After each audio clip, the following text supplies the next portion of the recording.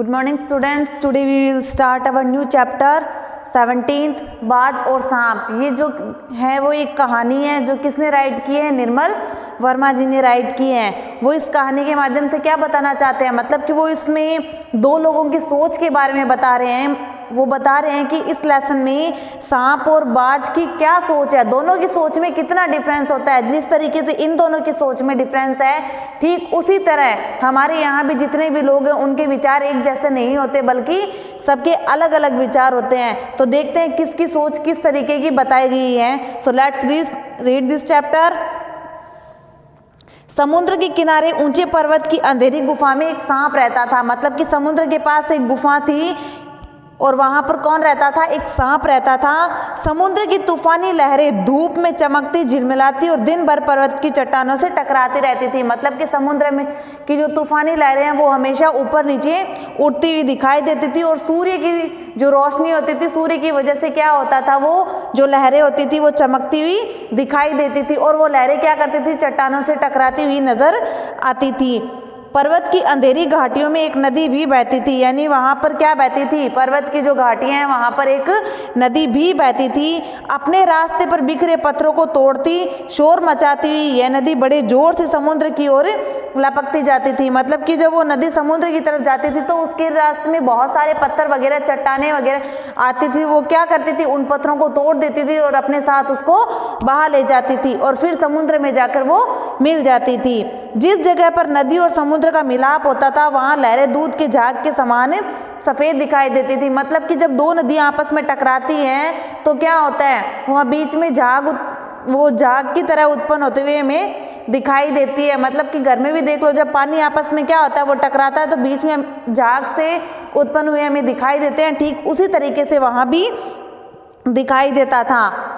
अपनी गुफा में बैठा हुआ सांप सब कुछ देखा करता था। लहरों का गर्जन, आकाश में छिपती हुई पहाड़ियां, टेढ़ी मेढ़ी बल खाती हुई नदी की गुस्से से भरी आवाजें। मतलब कि अब समुद्र के तट पर स्थित वहां पर क्या थी, एक गुफा थी और गुफा में एक सांप रहता था। वो क्या करता था, नीचे जितनी भी हलचलें होती थी वो इन सबको आराम से देखा करता था। वह क्या करता था, समुद्र की गर्जन को सुना करता था और दूर दिशाओं के छोर तक चली गई पहाड़ियों को आकाश में विलीन होते हुए भी देखा करता था। उसे घाटी में टेढ़े मेढ़े मार्ग पर बल खाती नदी की क्रोध से भरी ध्वनियां भी सुनाई देती थी। मतलब कि जब वो नदी होती थी वो क्या करती थी, समुद्र में मिलने जाती थी, समुद्र में मिलने के लिए तत्पर रहती थी। उस टाइम पे क्या होता था, उसके रास्ते में जितने भी पत्थर वगैरह होते थे वो अपने साथ बहाती थी, जिसकी वजह से वहां आवाज होती थी। तो ऐसे लग रहा था कि जैसे नदी को गुस्सा आया हुआ है। सांप अपने मन में यह सोचकर बहुत ही खुश रहता था कि समुद्र और नदी के डरावने गर्जन के होते हुए भी वह पूरी तरीके से सुरक्षित है। मतलब कि वो क्या सोचा करता था कि समुद्र और नदी के इतने डरावने गर्जन हो रहे हैं लेकिन फिर भी मैं यहाँ पर एकदम सुरक्षित हूँ, मुझे किसी भी चीज़ की कोई चिंता नहीं है। वो क्या सोचा करता था, ये इतनी जो गर्जन हो रही है इसकी वजह से मुझे कोई भी कष्ट नहीं हो सकता, मुझे कोई भी नुकसान नहीं पहुंचा सकता। उसे इस बात का बड़ा अनुभव था कि वह सबसे दूर है और इस गुफा का अकेले ही मालिक है, क्योंकि वो उस गुफा में सिर्फ अकेले ही रहता था।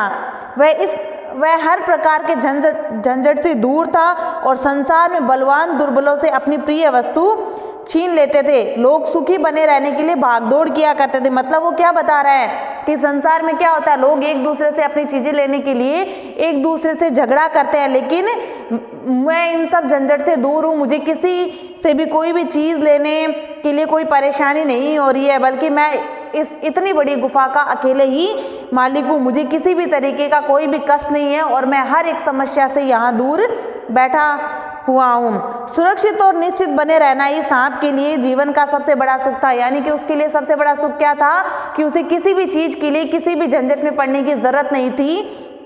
वह अकेला, मतलब कि सारे झंझटों से वह दूर अकेला वहां रहता था, यही उसके लिए सबसे बड़ा सुख था।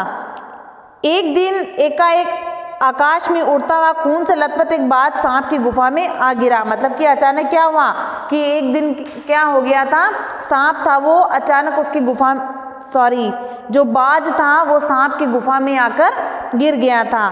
उसकी छाती पर कितने ही जख्मों के निशान थे, पंख थे वो खून से सने थे। इट मीन्स कि वो उसकी छाती पर यानी उसके शरीर पर मतलब बहुत सारे जख्मों के निशान थे, पंख खून से भरे हुए थे। वह अधमरा सा जोर जोर से हाँफ रहा था, यानी कि वो इतने ऊपर से नीचे ज़मीन पर आकर गिरा है और वो वहाँ पर जोर जोर से हाँफ रहा था। ज़मीन पर गिरते ही उसने एक दर्द भरी चीख मारी, यानी कि इतने ऊपर से जब वह नीचे ज़मीन पर आकर गिर गया तो उसके मुँह से और जोर से चीख निकल गई और पंखों से फड़फड़ाता हुआ धरती पर लौटने लगा। यानी कि वो जब ऊपर से नीचे ज़मीन पर गिरा तो उसने ज़ोर से चीख मारी और वो ज़मीन पर एकदम बुरी तरीके से फड़फड़ाने लग गया।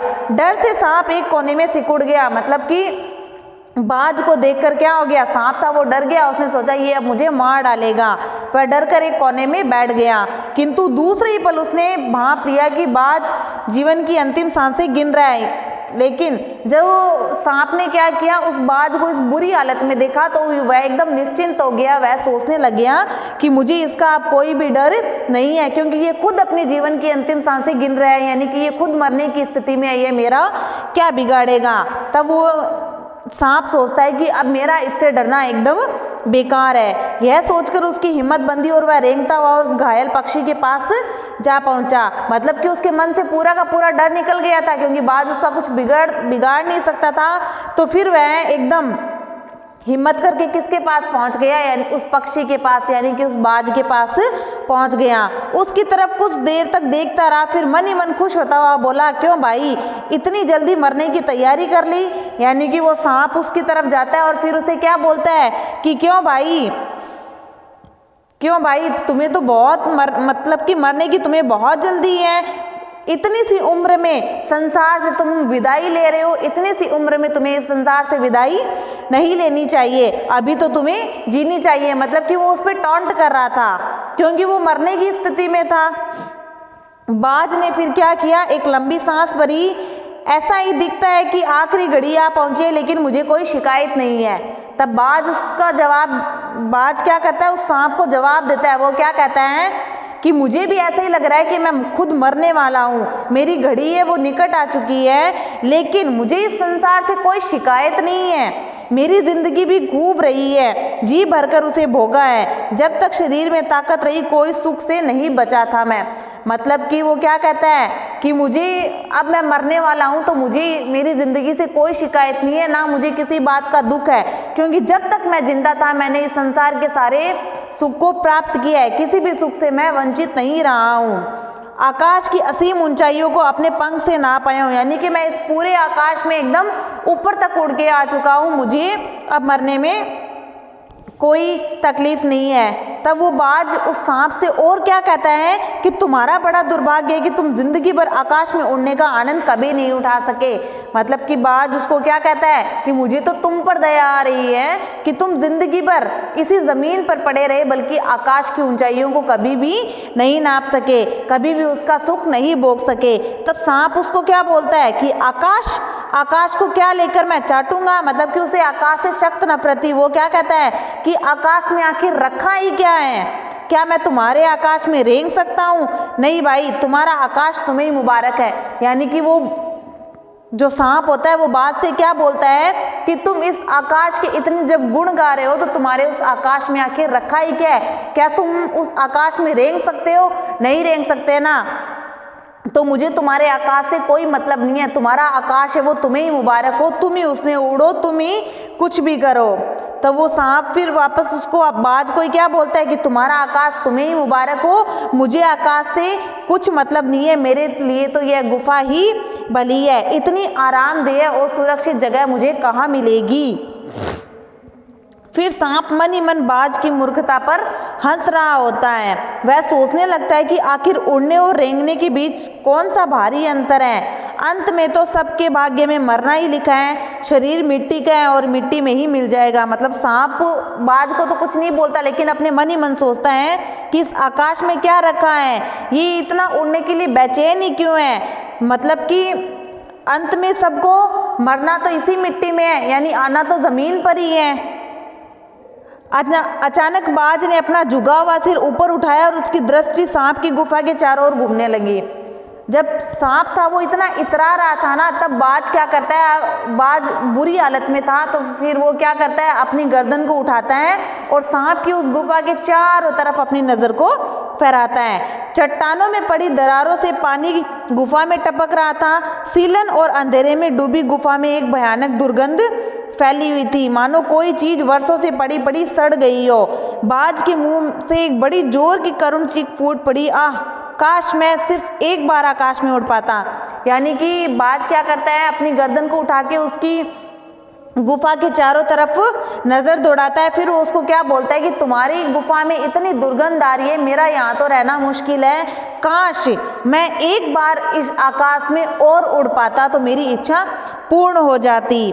बाज की ऐसी करुण चीख सुनकर सांप कुछ सिटपिटा सा गया। एक क्षण के लिए उसके मन में उस आकाश के प्रति इच्छा पैदा हो गई। यानी कि जब उस बाज ने कहा कि काश मैं एक बार और इस आकाश में उड़ पाता, तब और फिर वो जोर से चीख मारता है, तब सांप क्या करता है, उसकी चीख को सुनकर ऐसे हड़बड़ा जाता है। फिर वो क्या बोलता है कि काश, एक क्षण के लिए उसके मन में उस आकाश के प्रति इच्छा पैदा हो गई जिसके वियोग में बाज जितना व्याकुल होकर झटपटा रहा था। यानी कि बाज था वो उस आकाश में एक बार और उड़ने के लिए झटपटा रहा था, तो उसको देखकर सांप के मन में भी एक बार उड़ने की इच्छा पैदा हो गई। उसने बाज से कहा कि यदि तुम्हें स्वतंत्रता इतनी प्यारी है तो इस चट्टान के किनारे से ऊपर क्यों नहीं उड़ जाने की कोशिश करते। तब वो सांप उसको, बाज को क्या बोलता है कि अगर तुम्हारी उड़ने की इतनी ही इच्छा है, स्वतंत्र होने की इतनी इच्छा है, तो इस चट्टान के किनारे पर जाकर तुम उड़ने की कोशिश क्यों नहीं कर रहे हो सकता है कि तुम्हारे पैरों में अभी भी इतनी ताकत बाकी हो कि तुम आकाश में उड़ सको। कोशिश करने में कोई हर्ज नहीं है, तुम एक बार कोशिश करो। बाज में एक नई आशा जाग उठी, यानी कि वो उसको फोर्स करने लगता है। सांप जब बाज को कहता है कि तुम एक बार कोशिश करो, तुम उड़ जाओगे, तब वो क्या करता है, बाज में एक नई आशा उत्पन्न हो जाती है, एक नया उत्साह जागृत हो जाता है।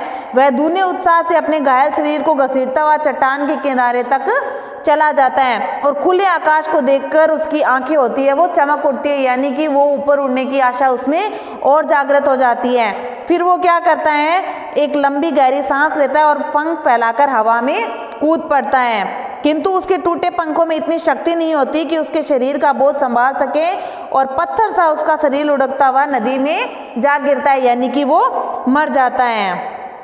एक लहर ने उसके पंखों पर जमे खून को धो दिया, उसके थके मांदे शरीर को सफ़ेद फैन ने ढक दिया, फिर अपनी गोद में समेटकर उसे अपने सागर की ओर ले चली। यानी कि वो क्या करता है, बाज सांप के कहने पर एक बार उस चट्टान के ऊपर जाता है और वहाँ से उड़ने की कोशिश करता है, लेकिन उसके पंखों में इतनी जान नहीं होती कि वो आकाश में उड़ सके। तो वो क्या करता है, जब कोशिश करता है तो वो अंत में क्या करता है, वो नीचे गिर जाता है और फिर नदी में गिर जाता है और फिर वो मर जाता है। लहरें चट्टानों पर सिर धुनने लगी, मानो बाज की मृत्यु पर आंसू बहा रही थी। मतलब कि लहरें इस तरीके से जा रही थी, यानी कि वो बाज की मृत्यु पर रो रही थी। धीरे धीरे समुद्र के असीम विस्तार में बाज आंखों से ओझल हो गया और देखते देखते बाज था वो आंखों से ओझल हो गया था। चट्टान की खोखल में बैठा सांप देर तक बाज की मृत्यु और आकाश के लिए उसके प्रेम के विषय में सोचता रहा। यानी कि वो जो सांप था वो चट्टान में, मतलब कि वो अपनी गुफा में बैठा हुआ था और थोड़ी देर तक क्या करता रहा, आकाश के लिए उसके इस प्रेम को वह सोचता रहा। वो सोचता था कि वो जो बाज है वो क्यों इतना प्यार करता है उस आकाश से, क्यों उसका मन है वो इतना मचल रहा था उड़ने के लिए। आकाश की असीम शून्यता में ऐसा क्या छुपा हुआ है, मतलब कि उसे आकाश एकदम सुना दिखाई देता है, तो वो क्या बोलता है कि आखिर इसमें छुपा ही क्या है जिसके लिए बाज ने अपने प्राण तक गंवा दिए। वह खुद तो मर गया लेकिन मेरे दिल का चैन अपने साथ ले गया। यानी कि वो क्या कहता है कि जो बाज था वो तो मर गया लेकिन मेरे दिल का चैन अपने साथ ले गया। यानी कि मैं मतलब कि मेरे मन में अब कंफ्यूजन हो गई कि आखिर आकाश में ऐसा क्या है। अब उसको नींद नहीं आ रही थी, देखो वो है सोचने, पूरे दिन वो इसी चीज़ के बारे में सोचता रहा कि न जाने आकाश में ऐसा रखा क्या है, क्यों बाज इतना उड़ने के लिए बेचैन था। ठीक है, एक बार तो मैं भी वहाँ जाकर अपने इस रहस्य का पता लगाऊंगा, चाहे कुछ देर के लिए ही हो। तब सांप क्या सोचता है कि अब चाहे कुछ भी हो जाए मैं भी आकाश में इस रहस्य का पता लगाने के लिए जाऊंगा कि आखिर बाज इतना बेचैन क्यों था उड़ने के लिए।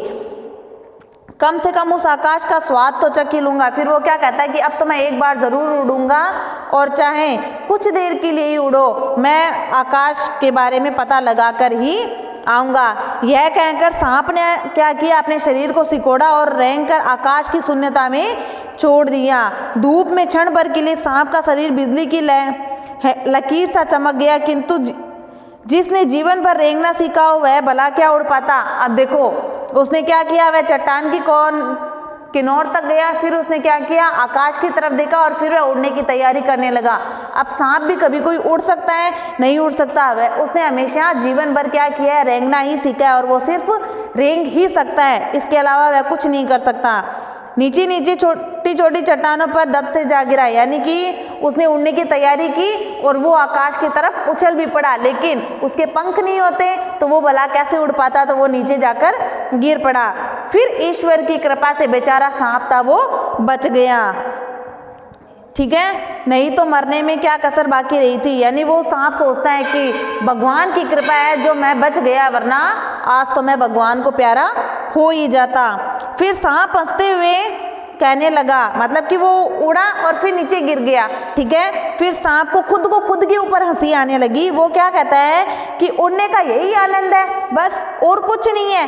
पक्षी भी कितने मूर्ख है बेचारे, जो धरती के सुख से अनजान रहकर उस आकाश के लिए मरते रहते हैं, आकाश की ऊंचाइयों को नापने के लिए हमेशा उत्साहित रहते हैं। आकाश में ऐसा कुछ भी नहीं रखा है, जितना सुख धरती पे है उतना सुख आसमान में नहीं है। केवल ढेर सी रोशनी के सिवा वहाँ कुछ नहीं है। वो क्या कहता है कि आकाश में सिर्फ और सिर्फ रोशनी है और कुछ नहीं है। शरीर को संभालने के लिए कोई स्थान नहीं है, कोई सहारा नहीं है। सांप क्या कहता है कि आकाश में सिर्फ लोग, मतलब कि वो जो पक्षी होते हैं वो उड़ सकते हैं, कहीं बैठ सकते हैं क्या, कोई उसे सहारा दे सकता है? नहीं, वहाँ उन्हें कोई भी सहारा नहीं मिल पाता। फिर वे पक्षी किस बूते पर इतने डिंगे हाँकते रहते हैं, यानी कि वो क्यों इतनी गप्पे मारते रहते हैं कि वहाँ पर ये सुख है, ये सुख है। नहीं, कुछ नहीं है। किस लिए धरती के प्राणियों को इतना छोटा समझते हैं? मतलब कि आकाश में उड़ने वाले लोग होते हैं वो क्या करते हैं, जो धरती पे रहते हैं उनको कम समझते हैं। तो वो सांप कहता है कि ये जो पक्षी होते हैं वो एकदम मूर्ख हैं। अब मैं कभी भी धोखा नहीं खाऊंगा, मैंने आकाश देख लिया है और खूब देख लिया है। फिर वो क्या कहता है, वो तो इतना सा उड़ा था और नीचे गिर गया था, इतने में उसको आकाश की देखो पूरी जानकारी मिल जाती है। वो क्या कहता है, पक्षी तो मूर्ख हैं, उन्होंने धोखा खाया है, काश वो भी मेरी तरह इस गुफा में ही रहते, लेकिन नहीं, उन्हें तो ऊपर उड़ना था, उन्होंने धोखा खा लिया, लेकिन मैं हूँ वो कभी भी धोखा नहीं खाऊंगा। बाज तो बड़ी बड़ी बातें बनाता था, आकाश के गुण गाते थकता नहीं था, उसी की बातों में आकर मैं कूदा था, मैं आकाश में कूदा था। ईश्वर भला करे जो मैं मरते मरते बच गया। अब तो मेरी यह बात और भी पक्की हो गई कि अपनी खोखल से बड़ा सुख और कहीं भी नहीं है, यानी कि अपनी गुफा में जितना सुख है वैसा सुख और कहीं भी नहीं है। धरती पर रेंग लेता हूँ, मेरे लिए सब कुछ है। मुझे आकाश की स्वच्छंदता से क्या लेना देना, न वहाँ छत है, न वहाँ दीवारें और न ही वहाँ रेंगने के लिए जमीन। यानी कि सांप को भी आकाश में उड़ने के लिए सांप को भी क्या चाहिए, देखो, आकाश में रेंगने के लिए जमीन चाहिए, लेकिन आकाश में जमीन थोड़ी मिलती है। मेरा तो सिर चकराने लगता है, दिल कांप जाता है। अपने प्राणों को खतरे में डालना कहाँ की चतुराई है? वो क्या बोलता है कि अपने प्राणों को खतरे में डालना कहाँ की चतुराई है, मैं ऐसी मूर्खता अपने जीवन में कभी भी नहीं करूँगा। फिर देखो, सांप सोचने लगता है कि बाज कितना अभागा है, जिसने आकाश की आज़ादी को प्राप्त करने के लिए अपने प्राण की बाजी लगा दी। मैं ऐसी मूर्खता कभी भी नहीं करूँगा। मैं कोई भी आज़ादी पाने के लिए कम से कम अपने प्राण तो बिल्कुल भी नहीं गंवाऊंगा। मतलब कि इन दोनों की सोच में फ़र्क देखो, एक होता है वो अपनी आज़ादी पाने के लिए कुछ भी कर सकता है, और दूसरा होता है वो क्या करता है, सिर्फ और सिर्फ उसे सुख ही चाहिए, बल्कि उसे और किसी भी चीज़ से कोई भी मतलब नहीं है। एक होता है वो रिस्क लेने के लिए आगे रहता है, और दूसरा होता है वो हमेशा खतरों से पीछे हट जाता है। फिर कुछ देर बाद सांप के आश्चर्य का ठिकाना नहीं रहा। उसने सुना चट्टानों के नीचे से एक मधुर रहस्यमय गीत की आवाज़ उठ रही है। पहले उसे अपने कानों पर विश्वास नहीं हुआ, किंतु कुछ देर बाद स्वर अधिक सुनाई देने लगे। यानी कि जब वो वहाँ पर बैठा हुआ उस बाज की बुराई कर रहा था, उस वक्त उसे क्या सुनाई दिया? उस वक्त उसे चट्टानों में से एक रहस्यमय गीत की आवाज़ सुनाई दी। पहले उसे अपने कानों पर विश्वास नहीं हुआ, वह सोच रहा था कि ये तो कोई भ्रम ही है, लेकिन बाद में उसे वो आवाज़ें थी और अधिक सुनाई देने लग गई। वह अपनी गुफा से बाहर आया और चट्टान से नीचे झांकने लग गया। सूरज की सुनहरी किरणों में समुद्र का नीला जल झिलमिला रहा था। यानी कि वो अपनी गुफा से बाहर आया और बाहर आकर जब वह नीचे देखता है तो वो समुद्र की लहरें थी वो उठ रही थी और वो गीत गा रही थी। चट्टानों को भिगोती हुई समुद्र की लहरों में गीत के स्वर फूट रहे थे और लहरों का ये गीत दूर दूर तक गूंज रहा था। ठीक है, सांप ने सुना, लहरें मधुर स्वर में गा रही है। हमारा यह गीत उन साहसी लोगों के लिए जो अपने प्राणों को हथेली पर रखे हुए घूमते हैं। ये बात कौन बोलता है? ये बात वो समुद्र होते हैं। वो कहते हैं कि जो हम गीत गा रहे हैं वो किसके लिए गा रहे हैं? वो उस बाज के लिए गा रहे हैं जिसने अपनी आज़ादी के लिए अपनी जान तक गंवा दी। मतलब कि हमारा गीत उन सभी के लिए होता है जो अपने देश को आज़ाद करवाने के लिए या खुद की आज़ादी के लिए लोगों से लड़ पड़ते हैं और हमेशा रिस्क लेने में आगे रहते हैं। हम उन मूर्ख लोगों के पीछे गीत नहीं गाते जो अपनी आज़ादी को ही नहीं पा सकते बल्कि डर कर पीछे हट जाते हैं। तब वो क्या कहते हैं कि चतुर वही है जो प्राणों की बाजी लगाकर जिंदगी के हर खतरे को बहादुरी से सामना करे। तो वो समुद्र क्या कहते हैं कि हमेशा चतुर व्यक्ति वही होता है जो अपनी आज़ादी को पाने के लिए क्या करते हैं, अपनी जान की बाजी तक लगा देते हैं और बहादुरी से हर चीज़ों का सामना करते हैं। ओ निडर बाज, शत्रुओं से लड़ते हुए तुमने अपना कीमती रक्त बहाया है। वह समय दूर नहीं है जब तुम्हारे खून की एक एक बूंद जिंदगी के अंधेरे को चमकाएगी और साहसी बहादुर दिलों में स्वतंत्रता और प्रकाश के लिए प्रेम पैदा करेगी। यानी कि वो समुद्र क्या कहते हैं उस बात से कि ओ निडरबाज, हम तुम्हारा गीत गा रहे हैं। जिस प्रकार किसी बॉर्डर पर कोई व्यक्ति होता है जो शहीद हो जाता है, कोई फौजी शहीद हो जाता है तो उसके गीत गाए जाते हैं, उसका गुणगान करते हैं, बाद में उसका नाम लिया जाता है। ठीक इसी प्रकार जानवरों पक्षियों में भी तुम्हारा नाम सबसे आगे लिया जाएगा कि तुमने भी अपनी आज़ादी के लिए क्या किया, अपने प्राणों की बाजी गंवा दी। तुमने अपना जीवन बलिदान कर दिया, किंतु फिर भी तुम अमर हो। यानी कि तुम मर तो गए हो लेकिन तुम्हारा नाम आज भी गाया जाएगा। जब कभी साहस और वीरता के गीत गाए जाएंगे तुम्हारा नाम बड़े गर्व और श्रद्धा से लिया जाएगा। जिस प्रकार फौजियों का नाम लिया जाता है ठीक इसी प्रकार तुम्हारा नाम भी लिया जाएगा, क्योंकि तुमने भी क्या किया है, रिस्क को मोल लेकर और अपनी आज़ादी के लिए तुमने किसी चीज़ की परवाह नहीं की बल्कि अपने प्राणों की बाजी लगा दी। हमारा गीत जिंदगी के उन दीवानों के लिए जो मर कर भी मृत्यु से नहीं डरते हैं। मतलब कि मृत्यु होती है वो उनका कुछ नहीं बिगाड़ पाती है। ठीक है, लहरों ने गाया कि उनका गीत उन लोगों को समर्पित है जो अपने सिद्धांतों और आदर्शों के दीवाने होते हैं, किसी चीज़ से डरते नहीं हैं, हमेशा बहादुरी से हर चीज़ का सामना करते हैं और मृत्यु होती है वो उन लोगों का कुछ भी नहीं बिगाड़ पाती है। समझ में आया? मतलब कि इसमें समझाया क्या है कि हमेशा लोगों को क्या करना चाहिए, अपनी आज़ादी को पाने के लिए, अपने लक्ष्य तक पहुंचने के लिए हमेशा रिस्क मोल लेना चाहिए। हमें हमेशा बाज की तरह सोचना चाहिए बल्कि सांप की तरह नहीं जो थोड़ा सा खतरा देखकर पीछे की तरफ हट जाते हैं। ठीक है, इसलिए हमें भी क्या बनना है, हमें बाज ही बनना है बल्कि हमें सांप नहीं बनना और हमेशा बहादुरी से हमारे आगे तक पहुंचने की कोशिश करनी है। Is that clear? Your chapter is complete, so now note down your homework. Read chapter 17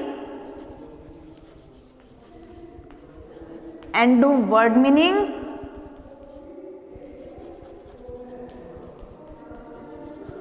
in your notebook. Okay, thank you.